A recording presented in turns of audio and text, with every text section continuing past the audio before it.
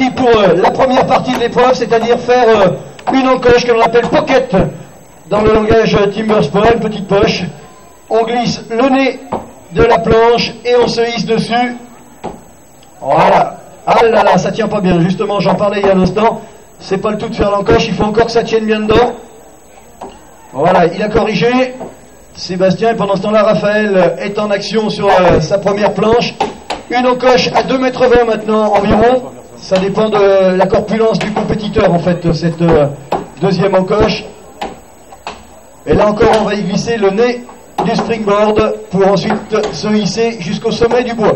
Alors si on a rajouté 1 mètre de bois là-haut, c'est pas parce qu'on avait un tronc trop court, c'est tout simplement que seule la partie haute est coupée par le compétiteur. Et donc, on ne change que la partie coupée, on garde le mât dessous qui, lui, sert jusqu'à 5 montées. Donc, une journée complète de démonstration, ça nous évite d'avoir à changer sans arrêt cette partie lourde qui est difficile à bouger. Voilà, c'est parti là-haut pour Sébastien. Je vais m'écarter parce que dans un instant, il va faire tomber le sommet de son springboard.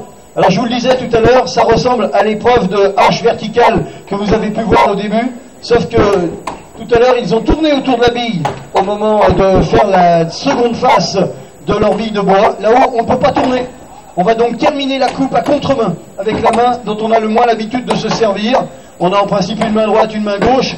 Il y en a une qui va mieux que l'autre. Eh bien, il va falloir terminer la coupe à contre-main, avec la main la moins habituée à travailler. Pour l'instant, les deux sont sur la même face.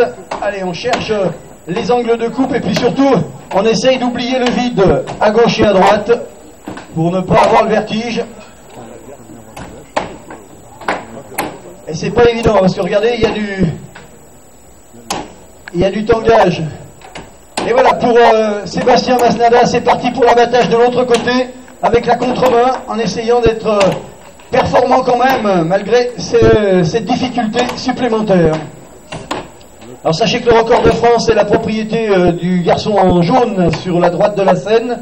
C'est Gilles Giguet qui détient le record de France dans cette spécialité avec 45 secondes 77 pardon. 45-77 pour faire l'épreuve. Et pendant ce temps-là, on peut applaudir Sébastien qui vient de terminer. Il a été légèrement plus rapide que Raphaël, mais Raphaël, j'en suis sûr, est très content de sa performance du jour là, puisqu'il avance bien là. Allez Raph, encore 2-3 petits coups de hache et ça va partir. Il s'applique, hein, c'est de la démonstration, il en profite parce qu'en compétition on a moins le temps de fignoler. Il faut aller très très vite dans les épreuves pour ne pas se laisser griller la politesse par ceux qui donnent tout. Voilà, je vous disais 45-71 le record de France, sachez que le record du monde, pour l'instant là on applaudit Raph, le record du monde est la propriété d'un néo